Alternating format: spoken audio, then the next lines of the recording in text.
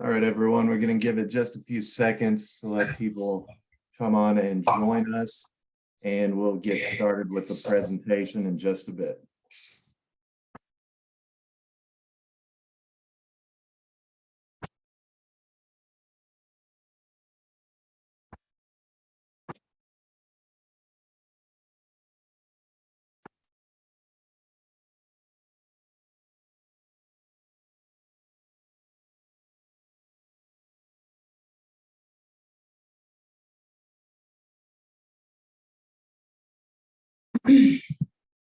Good afternoon and welcome to today's webinar, Try It Before You Buy It, Michigan's Competitive Proof of Concept, the 2022 Cronin Awards Gold Prize winning project. Thank you all for spending some time with us today. We're really glad you're here. This is the second webinar in our 2022 Cronin Awards webinar series. Be sure to check out our upcoming webinars. On Wednesday, February 1st, join us for our third webinar and learn about Tennessee's Supplier Diversity Interactive Data Dashboard. Then join us on Wednesday, February 15th for a look at Georgia's procurement offers for boot camp. Registration is open for those of you who are in the webinar series. Visit www.naspo.org to register. You can find the registration on the webinars tab on the left side of the page. We look forward to seeing you there. At the close of today's presentation, you'll be asked to complete a very brief questionnaire. Your feedback is very valuable to us here at NASPO. Today's presentation is good for 1 contact hour towards your continuing education credits, or CEUs. To get your certificate, simply complete the questionnaire following the presentation. Before we begin, I'd like to take a moment to explain the format of today's webinar. All attendees are muted. You can enter questions and comments in the chat box. If you would like to ask our presenter a question, you can type it in the Q&A box at the bottom of your window. Questions will be addressed during the Q&A session after the presentation. I will be one of your hosts today. My name is Elise Gillum, and I am part of NASPO's research state and federal levels. I'm also very pleased to introduce our speakers today. We are very honored to have with us Steve Davis, the Relationship Management Division Director with the State of Michigan's Division of Central Procurement. He is a graduate of Thomas Cooley Law School and has been with the State of Michigan over 20 years. Steve is the creator of the competitive proof of concept solicitation that we'll be reviewing today. We also have Joe Ernst, the Senior Supplier Relations Specialist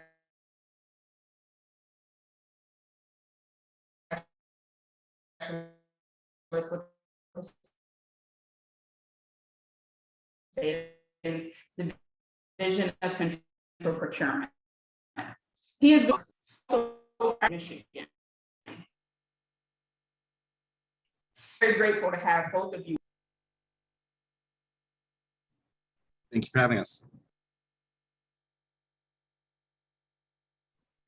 All right, and I already started off with a fail to unmute myself, so we're off to a rousing start. Good job, Joe. All right, well, unless there's anything else, I'm gonna jump right into it. First slide here is the stock slide from NASPO. In the unlikely event you're joining a NASPO event for the very first time, that's what NASPO stands for. So you don't have to ask and be embarrassed. Now you know. This is also one of their stock slides with our information in it. So this will be the last slickly produced slide that looks very nice, but this is the introduction. Our presentation will be on our competitive proof of concept solicitation, the electrifying title, Trying Before You Buy While Complying with Competitive Requirements. I'm sure I've got you all hooked now. We're very excited to hear what we got coming on, or what we got going on here in the state of Michigan. So let me get right into it. I am going to do this presentation somewhat like an origin story because I'm a bit of a nerd and I like to do things that make presentations a little more fun. So we'll get some of the boring stuff out of the way, but this is the origin of the competitive proof of concept solicitation. As anyone on this line knows who's joining, public procurement is a very different animal than that in the public sector. This is important. We want transparency. We also want to be good stewards of public funds. However, it's not always the most efficient. And it doesn't always give us the best possible opportunities that there might be. There are often legal requirements that can't be met that can preclude us from doing some things that would be ultimately very, very beneficial. And that is the genesis of the CPC solicitation. Legal requirements in Michigan dictate the need for competitive solicitation in almost every public procurement. That should come as no shock. That is very likely commonplace for most states and the feds, and even local and municipal jurisdictions. For a long, long time, that was misinterpreted, meaning the statute itself was misinterpreted to suggest that only requests for proposals and the like were the methods of solicitation that one should use in state procurement. As I mentioned at the onset, these of course have their utility, but there are shortcomings as well. One in particular, from my perspective, where I sit in the state, is in the realm of IT, and in particularly when we're talking about new and novel technologies. Again, I'm not saying anything that nobody has ever heard, but the pace of technology is very fast. New solutions are being rapidly developed all the time. In Michigan, some of the more complex IT solicitations take up to a year, sometimes even a little more, from genesis to completion of a contract. Well, what might happen in the world of technology in that time? What you're bidding on could, in theory, already be mostly obsolete in some situations. And what we discovered was, particularly again in the realm of IT, there were many vendors, particularly in the space of like off-the-shelf type software or other solutions, that would offer free trials of new products. Of course there are. They do this in the private sector all the time. Why wouldn't they make these things available to the public and possibly get the benefit of having government contracts? But our original interpretation of the statutes makes that impossible for us. We, as a public entity, could not, in our reading, avail ourselves of this type of thing. First, this plays. Oh, I had just like at the annual, I had a audio visual multimedia extravaganza ready for you, and my sound is not playing. Oh, that is a bummer. Well, I was playing the Avengers music here to go with the origin story theme. Unfortunately, it's not working for me. So the hero you need. The first bullet point just says CPC. And you'll hear me say that throughout. And of course, that's just our shorthand for the competitive proof of concept. We live in a world of short terms and acronyms. We have RFPs, RFQs, ITNs, we have various solicitations, and we identify them essentially by their acronyms. Obviously, I don't state out competitive proof of concept all the time. So as I'm saying CPC, that's what I'm referring to, and it is the basis for this presentation. Obviously, if this was something your state was interested in doing, you'd name it whatever you want. Maybe you'd give it a niftier acronym that was a little cooler, but that's what we got.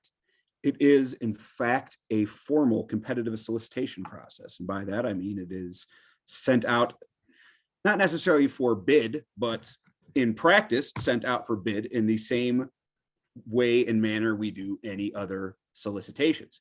Unlike asking for somebody to show us what they can do in terms of a contract, we're actually looking for a demonstration, some product that we can get our hands on, try, look at, see how it works, or any solution that we might not know about that the particular vendor community might have that they think might fit our needs.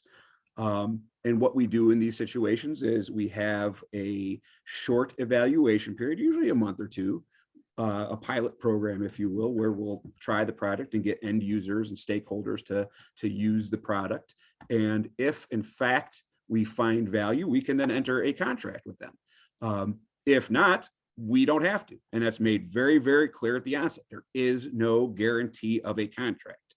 I can state, I don't know if anyone or many of you who are listening today were at the national conference and heard us go through this. That was a big an area of concern. A lot of people brought up, like, well, what happens if you decide not to go into a contract? Are they going to be pissed? Yeah, maybe. But ultimately, it's very clear. It's laid out at the onset of any agreement. This is not a guarantee of anything. We want to see if this works for us. And at the end of the day, this meets the requirements of the Michigan Management and Budget Act. Holy segues, Batman. Let's talk about the most electrifying and interesting thing we're going to talk about in this presentation, and that is codified statutory law. All right, I'm sure everyone at home is thrilled. I will get through this relatively quickly, and there's a reason I'm going through this the way I am. So our Management and Budget Act is codified. I've provided a citation here in the extraordinarily unlikely chance you wanted to look at it and read what we have on the books in Michigan. And another thing I did in preparation, I just looked at some of our neighbor states. I looked at the Ohio Revised Code, the Indiana Code, and what I believe is the Illinois Codified Statutes. I believe that's what that stands for. And while there are certainly differences in the language, while there are certainly different procurement opportunities and types that vary from state to state in nature and language a little bit, by and large, what I'm seeing, and this is a small segment, obviously, but everything I've been led to believe is that most states operate on a fairly similar basis. Certainly the feds do as well. And that is, you require competitive solicitations once the amount of the good or service or IT product exceeds a certain threshold. So where we sit, that's most of our very large, very expensive contracts. And that seems to be consistent throughout. So ultimately, the CPC solicitation is run procedurally very similar to any of our other solicitation methods. And with that being said, and the reasoning as to why I'm looking at state law and comparing it to other state laws is the reason I think this is a valuable presentation that you can take something important from that you might be able to use in your state, and that is that transferability is a snap. If you've participated in the Cronins in any capacity, whether drafting or just listening to them, you will know that there are always essentially 4 pillars of the Cronin. You show why your new thing from your state gives you is an innovation, why it is a service improvement, and why it can help you with some cost avoidance or other savings. The final pillar is essentially what I think is the most important in terms of doing a presentation is transferability. If you have all those others, if you've got this wonderful radical solution that is revolutionizing state procurement, but other states or municipalities cannot legally avail themselves of that, they've got some obstacle in the way, well, what good is it ultimately? Hey, good for you, state of Michigan. You've done this great thing and your citizenry is well served by it. We can't do that in our state. Based on my review, I think it's highly unlikely that in your state, you could not. I could certainly be proven wrong, but I think that the language is always flexible enough that you could do something similar. The real trick is looking at your language in your laws, seeing where those obstacles might be, and then tailoring the language to meet those needs. From what I've seen in looking over some laws from other states, I don't think much tailoring is needed at all, frankly. And with that, I kind of want to jump right into the solicitation document itself. One of the really strong, one of the strengths of this, of the CPC, and particularly as it relates to the Cronins, is again, I think transferability. And in our case, I think the transferability is as simple as sharing with you our template. I'm going to talk a little bit about it, but because, as we mentioned at the onset, Steve created this thing. He's certainly more expert than I, and I'm going to let him walk through this a little bit. But basically, what we have is an 8-page solicitation template. It's much smaller, much more efficient than most of our RFP templates, which range from 40 to 50 pages in most instances. And being the technological whiz that I am, I was not really able to embed this full document into the slideshow itself. So I'm going to go ahead and drag over this Word document, which I sure hope you're all seeing now. Well, Steve, nod at me or say yes if you're saying, hey, all right, go me. And then I'm actually going to shut up for a couple of minutes and let Steve go. And Steve is going to just kind of walk through at a very high level, what is contained in this solicitation and what it can mean to you and how you might be able to utilize it. And Steve, just yell at me to flip through the pages when you get to that point. Okay. Thanks, everybody. Yeah, one of the things that we wanted to do when putting together the templates for our competitive proof of concept is we kind of wanted to try out some ideas that would make the process faster, such as limiting how long the statement of work that's attached to it is, and also limiting responses. We've also got, if you want to scroll down, Joe, much more kind of purposely subjective paperwork to walk through. We require everyone to actually write out reasons for this, but it's, even though there is scoring, it's not the traditional scoring you might be used to. And the basic idea is to set this up so that we can pick one or more vendors to do the actual proof of concept, which then can be reviewed, and we can decide whether or not if we want to go to a full contract, full implementation contract with everyone or not. And can keep scrolling, Joe. We give some consideration to whether or not they offer an estimate of what the full implementation would be up front. That isn't required, since we don't always know what full implementation would look like.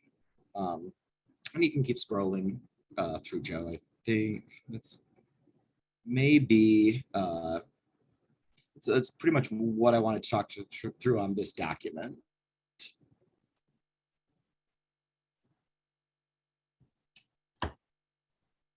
All right, well, then they're stuck listening to me some more. Sorry, everyone. Anyway, to piggyback on kind of what Steve just went over with the document itself, as he said, it's smaller and more efficient than the typical RFP. And like I said, going into that, the document that we just showed, which is certainly available, we can always share it. I'm pretty sure it's on our websites. You wouldn't even have to ask us. You could go find it and download it. If not, it's something we're more than happy to provide. And I know we've already given it to the good folks at NASPO. So even if we changed our mind, they could give it to you contrary to our will, in the unlikely event that were to happen. But it's very short. It's, like I said, the template itself is just a few pages long. It is active in its discouragement of long statements of work. And that is primarily because we don't know what we want. It's one of these, it's a solicitation where we really get to, hey, dazzle us, show us what you got. If there's a solution, obviously we generally have some idea something's out there. We don't just bid out and, hey, we want to do X. Anyone in the world, can you do something about that and help us? There's usually a little more specificity than that, obviously. But we don't have to pre-draft a proposed statement of work. We don't have to, what's the word I'm looking for? We don't have to put it in there and have them be stuck to the terms as we've drafted them. It really opens it up to creativity. One thing, and I believe Talise confirmed this with me when we were preparing ahead of time.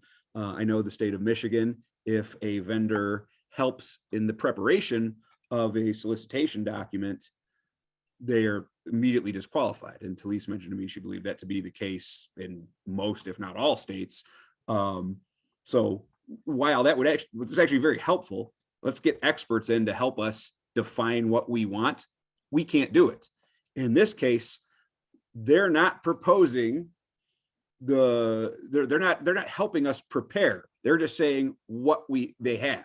So it in a way, it almost has an aspect of a request for information. It's something that we call a request for an RFI. I don't know what other states have for that, but it's built into the process. So you get the benefit of that along with the same conceptual end result that you get from an RFP. And then, of course, there's no need to negotiate pricing up front. We're almost always asking for something to be free or very low cost. So, like Steve mentioned, we will typically want to know, all right, you're letting us do this now for free or low cost. What's it going to cost if we blow this out to the whole state? But ultimately, you don't have to negotiate that up front. You can kind of get an idea of what you're getting into before you get into it. The biggest obstacle linguistically that was faced in drafting this and creating this was, of course, the competition piece. Again, state procurement, we have to have a competitive process. It has to be very open. We put it into our ERP system, and anyone in the world who might be interested has the right to submit a bid. And so that's where you get that competition piece. And theoretically, that's always going to provide the best possible value, because people are going to try to undercut each other. They're going to try to do more for less. Whether that works in practice or not is a whole other discussion. But competition is key. What's really nice about this, and again, Steve said this, but I definitely want to expound upon it, is the evaluations can be much more holistic, much more subjective. I came to the state not having any procurement background, but as any human being who's ever bought anything, like a consumer electronics, I know that I'm always looking for a best value. It doesn't always mean the cheapest. It doesn't always mean a certain level of quality. It's what's best for me. RFPs don't always allow you to do that. You're often kind of constrained. Well, this is what we thought we wanted. This person made the best proposal based on what we thought we wanted. We're kind of stuck going with them now. This gives you the opportunity, because you might get radically different types of proposals in your CPC that can allow you to look at this more subjectively while still following what is typically a very objective process. And that, we believe, leads to better outcomes. So where I kind of want to go from here is to give a couple examples of CPCs that we did and the results we had. This is actually very similar to if you did happen to see this presentation at the annual conference. I apologize, there's kind of the same, but then we're going to go into some other ones that were just kind of taking flight and provide some updates. And I think these are really good because they show its utility, which is of course the purpose of this, but they also show you its flexibility. How many different types of things that you might not have thought of where a solicitation of this type might be of value to you and your state. I see a question and answer box.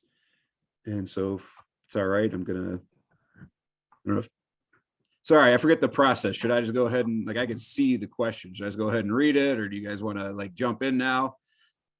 I'll go ahead and read it, Joe. Okay. That's okay. Yeah, I already warned our good friends at NASPO. I talk loud, fast, and without abandon. So sometimes getting a word in edgewise with me can be a little bit tricky. So and Steve's smiling. I bet he wants to nod his head vigorously. But yeah, go ahead, Talise. I'm happy to kind of. So one of our anonymous attendees has asked, did you have to get special rule approved to allow use of the CPC? Not necessarily a special rule. We ran it by our attorneys in the Attorney General's office, and they agreed that it was legal. And so we pushed it through our normal policy process. So nothing special. And while Steve is certainly in a much better position to talk about the specifics, again, I'd say that leads into some of what I spoke about earlier, where it's really about carefully reading your own statutory language and then thinking about how you might have to draft this. You don't have to have lawyers. I mean, it helps that we are, but I don't think that's even necessary. And anyone with a little bit of analytical reasoning can kind of look at your laws as they're written, look at your current solicitations, and I think fashion this in a way that unless there's something that specifically said, like the state of X shall under no circumstances ever engage in any sort of solicitation that allows you to try free samples. That one could be a little tricky to work around. I just don't think that's out there. I think you're looking more at language that's like ours. And so what we've drafted so far takes into consideration the existing language. And then really you just have to get executive buy-in at that point. I don't think there's anything that you'd have to do procedurally. Again, could vary from state to state. We're always happy to sit down and talk to you about it. But I digress. Hopefully that answered the question to some degree. So I'll move on unless there's any follow-up from that. The first example, and really kind of where it all got started for us, is the DNR body cameras. For our DNR, our Department of Natural Resources, was essentially looking for body cameras for their field officers. Michigan is fairly renowned for some of our militias, particularly in the north and in our Upper Peninsula. The UP up there is kind of, like I said, it can be infamous for some of the wackos that hang out up there. I believe I have read, it's been a while, but I believe that in terms of actual danger of physical harm, our conservation officers have one of the most dangerous jobs out there. They're often going out into very isolated circumstances with people who are typically well armed, don't particularly love the government, and well, we'll leave it at that. Body cameras have become fairly ubiquitous in society with law enforcement over the past 5 to 10 years.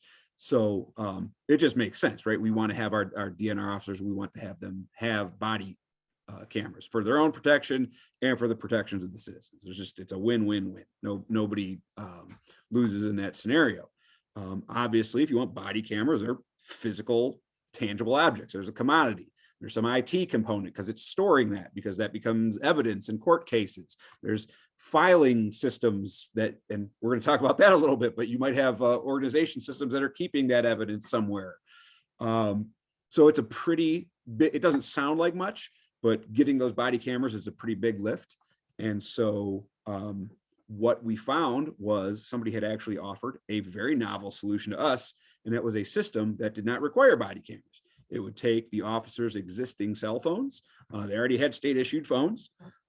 It was an app, I believe. So simple as something you download onto your phone, and then it would take your phone's camera, turn it into a body, use that, your ability to use it as a video camera. They could then clip it on, use it like a body camera. And essentially what you were paying for at that point then, besides the app, was the licensing, the storage, the ability to manage that data.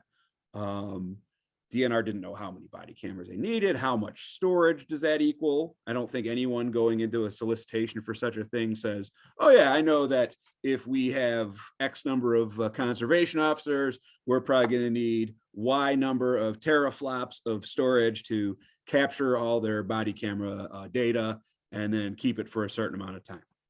There's a lot of unknown there. And so that becomes a very difficult contract to draft a statement of work for, then to negotiate, and then to try to get the best price. So that's example one. And I'm going to get to the results in just a minute, but I'm going to go through both examples first. This is a totally different example. This was our Secretary of State in Michigan. The Secretary of State, amongst other things, is the administrative body responsible for driver's licensing. So one of everyone on Earth's favorite thing is waiting in line at their respective Bureau of Motor Vehicles to get their license renewed. Happy birthday to you. Here's a burden and a long wait in line. So Michigan Department of State wanted a solution for virtual queuing systems. And ultimately what this was an AI system that would allow you to check in online, know how far back you are, essentially how many minutes until you were at the front. And that way you could go in, not be taking up space in a crowded, angry room with a bunch of other people who don't want to be there, and get right in line, get your driver's license renewed, and get out of there quickly. Great idea. but again, one of these things that, well, everyone's on board with that. No, that's something that everyone can be happy that their government is doing for them. You're gonna make me get the driver's license every year or every 4 years, make it fast, make it efficient. And so we did bid one out. It started as a regular bid. We had a vendor and it worked for a little bit. And then frankly, it crapped out on us. And while we tried very desperately to get that system to work, it made the papers, which makes no one happy, particularly the Secretary of State. And since our office administered that contract, it caused some problems. And I see we might have a question coming in, so I'm happy to pause. Andy Doran asks, what does the actual demo process look like? What happens if you decide not to proceed with the first responders that enter the process? The demo process really depends on what's being demoed. We've done anything from a few weeks to multi-months where there is a pilot program going on. And we can run more than one at the same time, and we are not required to go with anyone that's done a demo. We could go back out to bid if we wanted. So we make it clear that there is no guarantee of a full implementation contract, and we kind of have made it clear that we can go with whoever we feel provided the best proof of concept during that phase, or if there's just one, we feel that it's a good proof of concept. And to add on to that, I think I'll actually answer that question even further with examples, both in this one and in a couple of the upcoming examples I'm going to give. Very specifically for this particular situation, and I was going to get to this in results, but no sense in I'll let the cat out of the bag, right? What they did here is they actually took one Secretary of State branch to run this machine learning system. So it was really only available to somewhere, I believe, in Wayne County, it wasn't Detroit proper, but it was outside of Detroit. So a busy one, but not their busiest one. And they, I believe, did it for, I can't remember if it was a month or 2 months. And it didn't work. It ended up not fitting in. I don't know, the AI wasn't, well, I'm not going to try to speculate. I know that the people who were evaluating it were looking at it. They were looking at wait times. They were looking essentially how many complaints they got. So they got real-time evaluation of the product from a small subgroup of the state, because again, we didn't implement it throughout. It was one branch location out of, there was a time I knew how many it was, but there are a lot of different Secretary of State branches throughout the state of Michigan. We're almost 10 million people. So I guess do the math in comparison to your own state is probably roughly proportional. But it didn't work out. But the question was more about, well, what's the implementation like? In this case, they evaluated several. I want to say at least 6 people had a virtual queuing solution. So I think 6, by that I mean 6 people actually bid, and they really liked one. They were real excited about it. They were sure, yep, we're gonna end up going to a contract with this group. And they tried it and it stank, or it just didn't meet their needs in one way or the other. So that was the evaluation. And I'll go a little more in depth into the results unless there's further questions. I think there's one. One. Yes, there is. Very good. Andy also asks, is going back out to bid the only option if you decide not to proceed, or can you move on to other responders from the initial solicitation?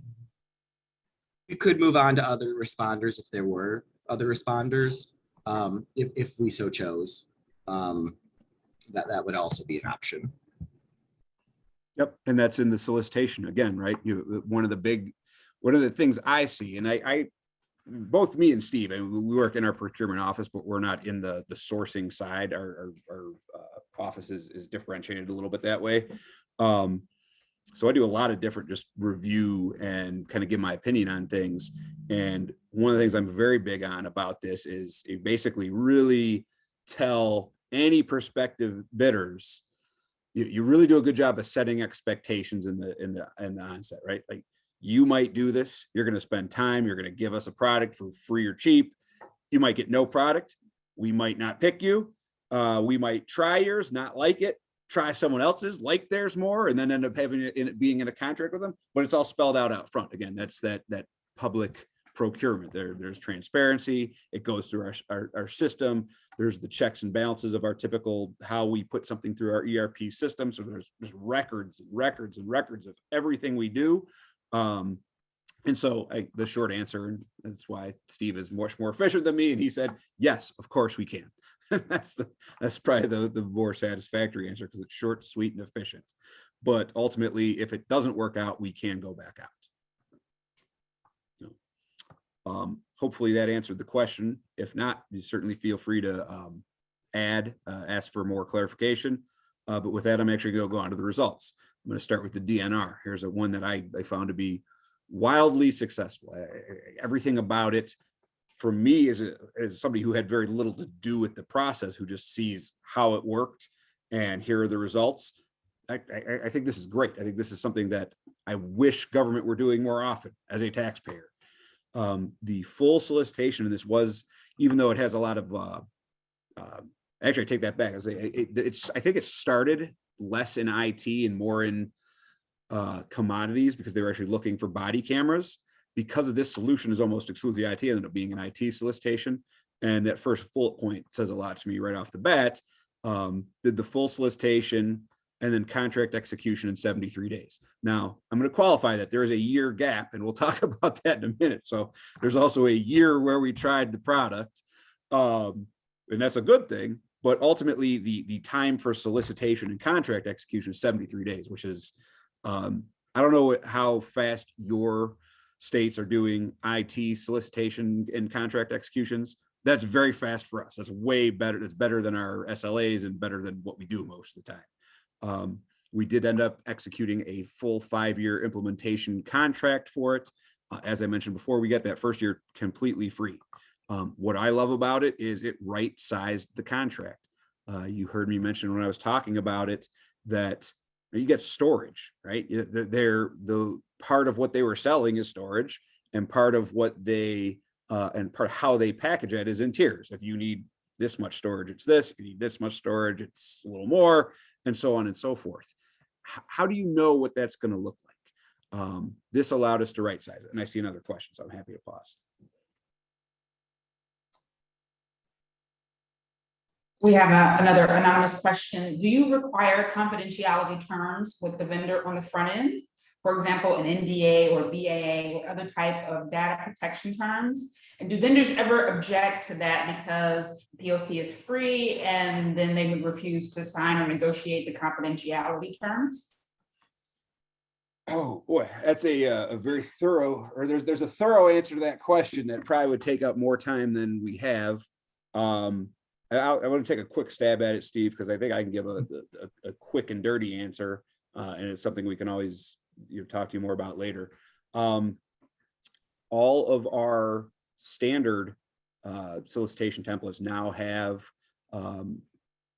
when you're talking about confidentiality, right, you're talking two ways, right? There might be a situation where you're using state data, and so you need to make sure you're not sharing anything of ours. But then, especially in these sorts of situations, hey, this is a new solution we're shipping around. We don't want you disclosing anything.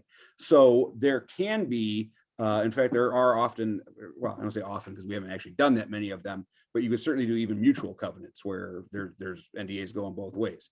We have form language about, by the virtue of you as a bidder bidding on anything through a public process, everything you submit could be FOIA. You can get to the Freedom of Information Act. So we have something they sign right off the bat, like we want this to be held confidential. You can use that same process for the CPC, for the vendors protection. I'm trying to think if we've had of the solicitations we've done, if we've done anything where there was certainly the queuing system had to have had some personal identifiable information, as it was driver's licensure. That's a great, I don't know exactly what we did. I don't know if Steve, do you by any chance? Don't want to I mean, it's going to depend on what's being purchased. If there's something that would require a non-disclosure agreement on the part of the vendors, we would include it. But it isn't standard practice. Yeah, and I would just add, like, we have, and I'm sure, you know, anyone listening today probably has the same thing, right? You have standard terms and conditions, legal terms that your respective attorneys general have drafted for every one of your contracts.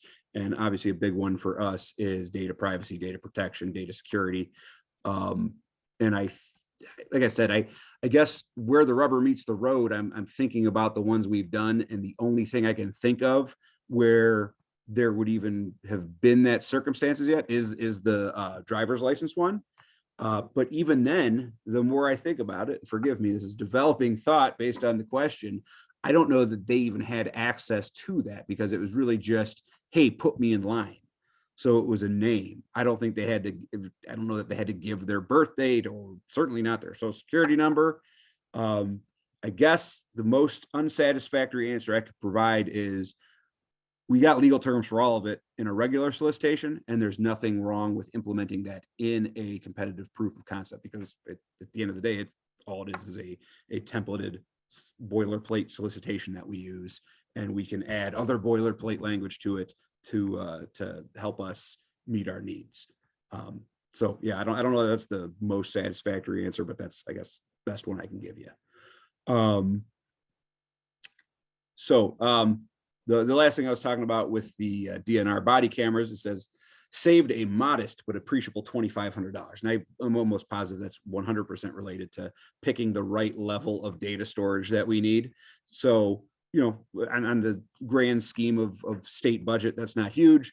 But also keep in mind, we got this product for free. We did not have to buy any body cameras. We were able to use technology that we already had and essentially do something that we didn't know existed, using an app and cell phones that they already had to provide a much needed product for our DNR. And so I just have always really kind of had a soft spot for this one in particular. It's nothing totally revolutionary, but it really kind of demonstrates what you can do with this sort of solicitation, I think, very well. MDOS is a completely different end result. Right? It's a failure. We didn't get a good product or something that we can use. And we actually paid for this one, as you see in here. We paid $20,000, and I want to say it was 2 or 3 months that we put this thing through its paces. So you could say, well, you wasted $20,000. And I would say yes, but also think about cost avoidance. And it's hard to tell just how much you save in cost avoidance. Sometimes that can be very hard to quantify. The solution that we had in place that ultimately broke down, I want to say, don't quote me on this, it's all public record. If I'm wrong, we can yell at me later, but I want to say it was a $600,000 a year spend for the statewide system. We were looking to implement something that was at least that much, if not a little bit more. And it looked great on paper. And the people at the Secretary said, like, this is a game changer. We love this. I remember those discussions because I was involved in the issue, resolving the issue with the original vendor, and they were really, really excited about it. But when they got their hands on it, I was like, oh, this actually doesn't work. So think about how that might fit into your role and what you do in your states, because if you're working with agencies and they really, really want something, you know, is that based on, hey, they know what they're getting into, or they're just really dazzled by the sales presentation? So I think that despite the fact that this didn't turn out as a win in terms of a good low cost contract that was achieved, I think that cost avoidance and saying, hey, this thing that we probably would have contracted for and wasted a lot of money on, we didn't. So I find that to be very valuable. Oops. Help if I scrolled the right way. So with that, I'm going to get into, I'm going to talk a little bit, give you some updates on some of the current projects. Once again, I'm going to reference the annual conference. At that time, we had 4 in flight. Since then, we have added another one. So these are the 5 different current projects we have that are in the early to middle. Well, I shouldn't say that. Some are far along. Some of these are going to be contracts pretty soon, but we have 5 additional projects that have gone through the CPC process. This first one, I'm actually going to talk about a little bit about with some updates, and that is this active navigation tool. It's essentially an AI redlining solution, and I'll talk a little bit more about that in a minute. The third one is fairly self-explanatory. It's a legal case management system. We found some really good value there. The fourth one is the one of the most interesting ones we've done. And while there's still a lot of work to do on it, it really shows the breadth at which you can utilize this type of solicitation. And while I don't have one for the final one, I'm putting it on here because this reverse auction company, we actually sat in with a supply chain guy at Michigan State University, one of our academic partners, and his whole dissertation in the field was public procurement utilizing reverse auctions. From what I understand of the sourcing folks, that's sort of maybe an antiquated nation. We've all heard of them, but who uses reverse auctions anymore? I don't know where that's going, but I suspect this is going to be one of our Cronin submissions in a year or two. So keep your ears open for that. But I did say of these 5 that are current and active, there's 3 that have some pretty interesting updates that I think are worth sharing. And again, I think for illustrative purposes, you can see kind of what you can do with the CPC and some of the benefits that Michigan has realized by taking advantage of this. Bear with me, I'm gonna take a sip of water real quick.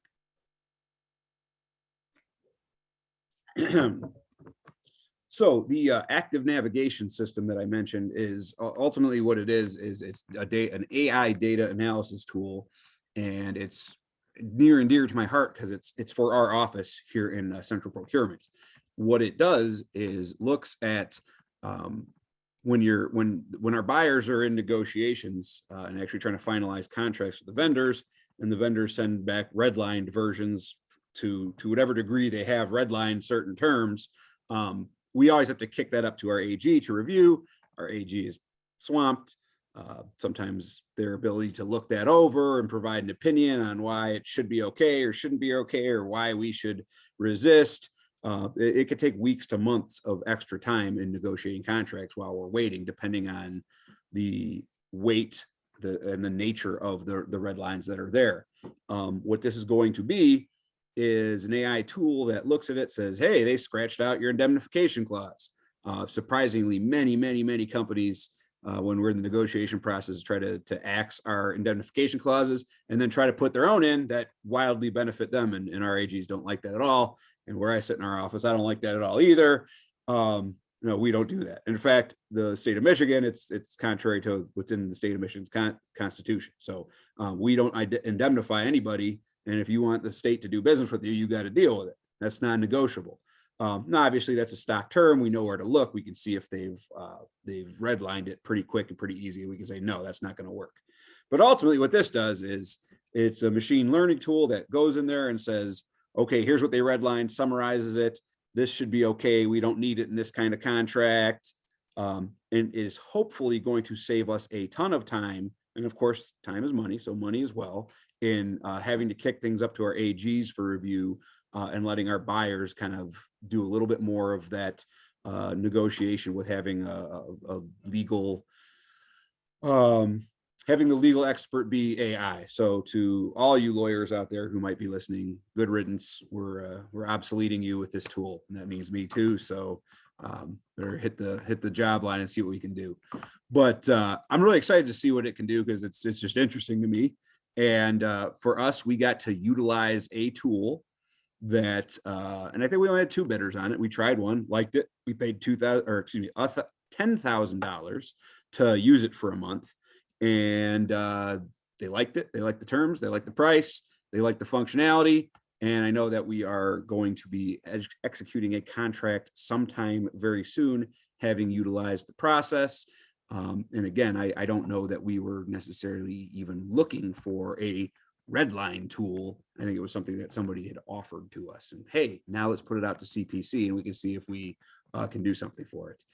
This slide might just be a little bit of filler, but the same buyer who is finalizing that redline tool contract, this is a sort of pseudo unsolicited approval of the process. I don't need to read it to you, but I had asked the buyer, hey, like, what's the status of this? What's going on?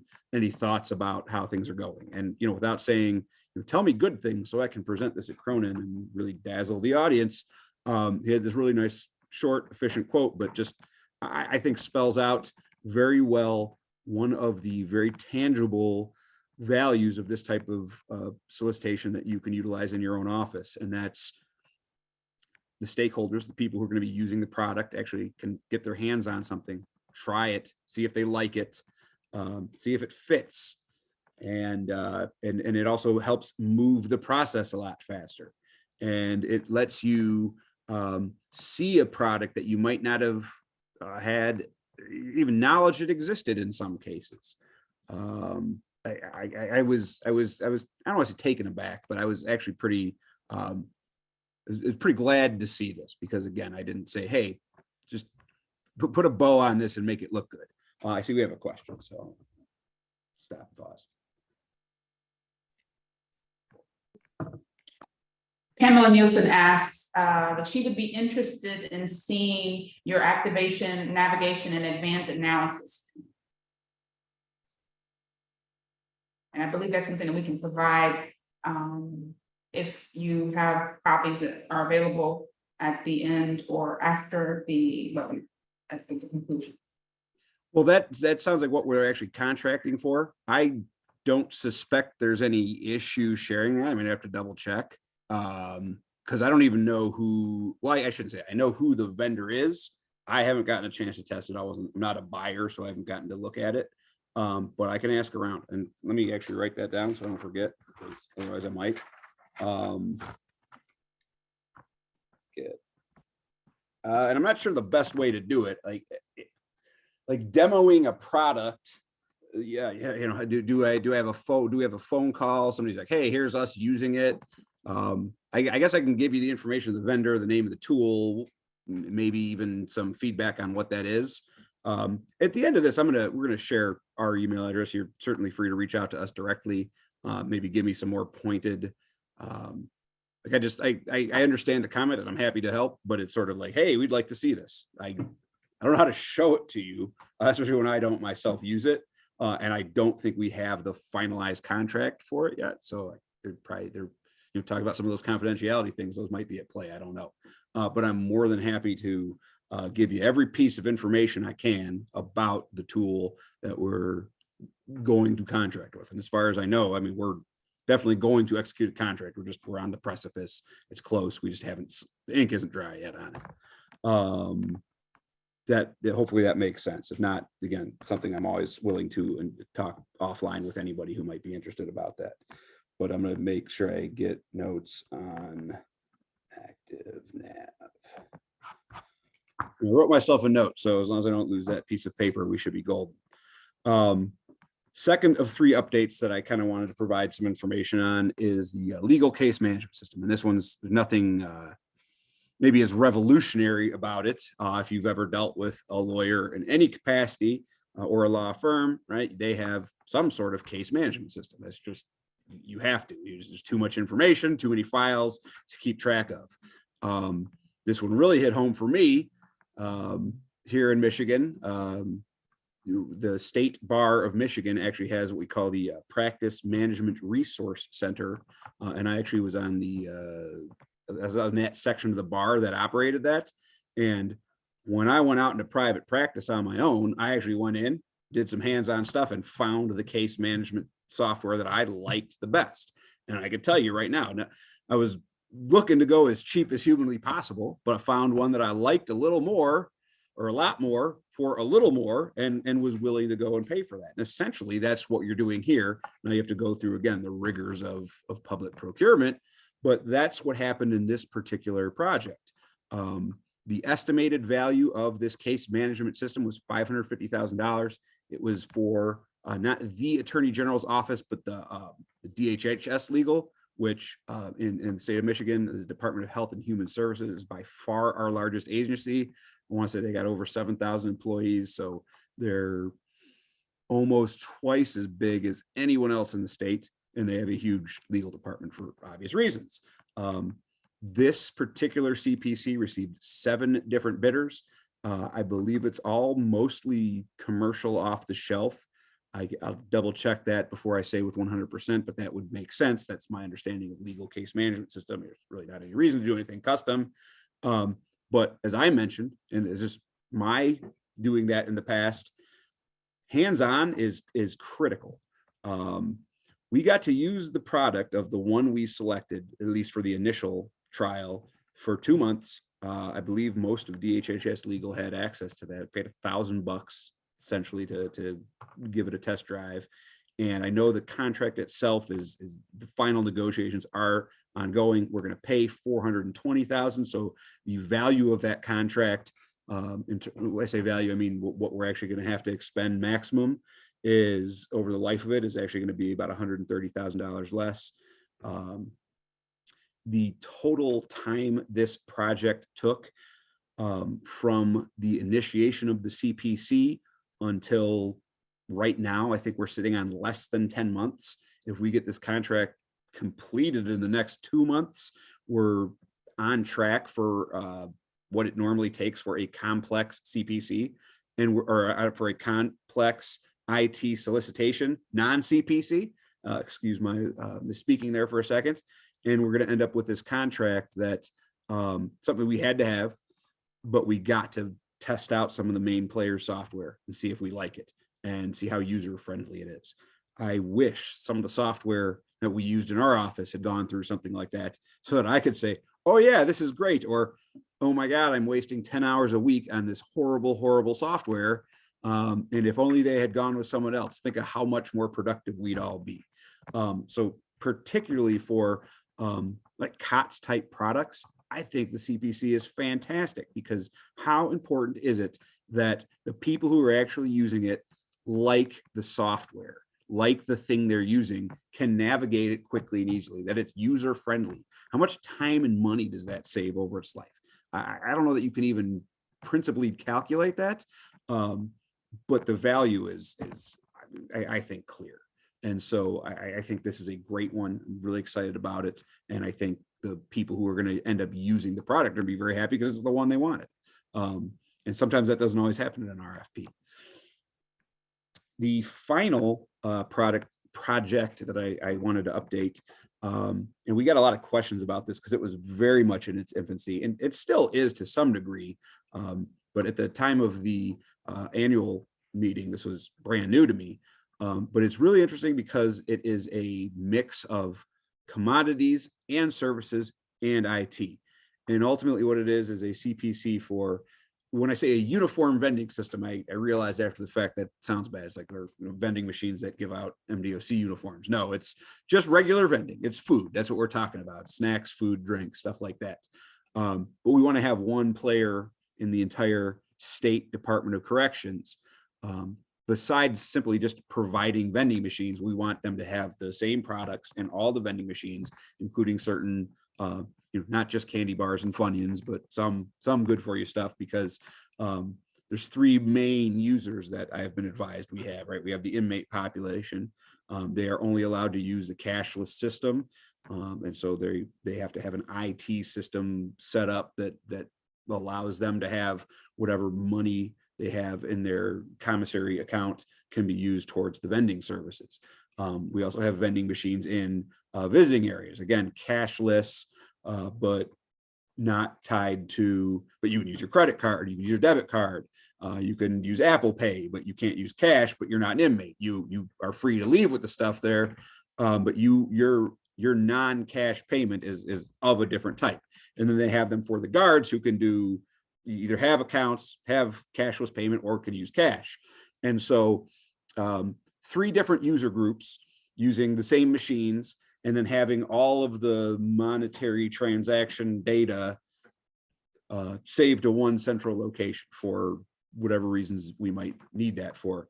But it's stunningly complicated. You think, well, vending machines, you get somebody, they pay you, they put their vending machine in, they collect the profit. Not that simple with the Department of Corrections type situation. And it's certainly the most broad-based one that we've tried in terms of a CPC. Again, both in its value, I think it's a $12 million potential contract, and also in its scope, and that it really does touch on multiple different areas. If they put here, to my best of my knowledge, I believe we have 27 prisons, so there's a lot of physical locations this has to be, including, again, I'm going to be smirching the Upper Peninsula of Michigan, but some of those are pretty remote places, so you need someone that has a good geographic footprint that can provide this, can actually give you the product, can provide the vending machines themselves, and then all the IT type applications that are involved therein. It is, as I said, the most complicated one we've done, but it shows just how far you can go with a competitive proof of a CPC. That's why I'll stumble over my words if I don't say CPC, but that's, I think, the really shows you the range of the utility of this. I had it, no one's asking it now, so maybe no one cares. But when we presented this at National Conference, somebody had asked me about and damn if I can't remember the federal act, but there is a federal act that requires you to make this available to various registered blind operated entities. It's a federal act. Most states have enacted it. Michigan has enacted something very similar. And somebody asked us how we get around that. In our case, anyone who is a blind owned business rejected this opportunity, but they had the opportunity, again, because it was a competitively bid process and they got notices out there and they're like, yeah, we're not going to touch this. So again, you see it comports with all the laws and gives us some flexibility and hopefully some good outcomes. I think I'm running up against time anyway, but that does bring me to the end of the presentation. So pretty good timing. This is me, this is Steve, and this is our contact information if you want to take a screen capture, or I know the good people at NASPO are going to give you this presentation if you want it. So you're certainly free to reach out to us and ask us any questions you have. We are also, even though we're at time, I have some availability. So if you have any questions, I'm happy to answer them now. Otherwise, you get to be done listening to me. Lucky you.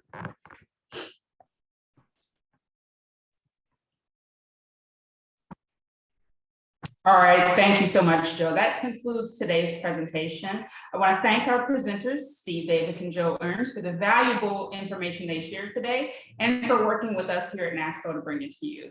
Thank you all for attending this webinar today. You will receive a follow-up email containing today's slides and materials. Remember, this webinar qualifies as one contact hour for your CEUs. To receive your certificate, simply fill out the survey in your browser window once you've exited the webinar. This webinar has been recorded and will be available for viewing on the NASPO YouTube page in the coming days. Questions entered into the chat and the Q&A boxes have been saved, and we will try to follow up via email for any ones not addressed during the presentation or any ones that weren't asked during the presentation. Forward them to us and we'll try to get them followed up as well. Don't forget to check out the upcoming webinars and other great events at NASPO.org. Thank you again to our wonderful presentations, and thank you to our guests. Have a wonderful day, everyone. Thank you. Thank you.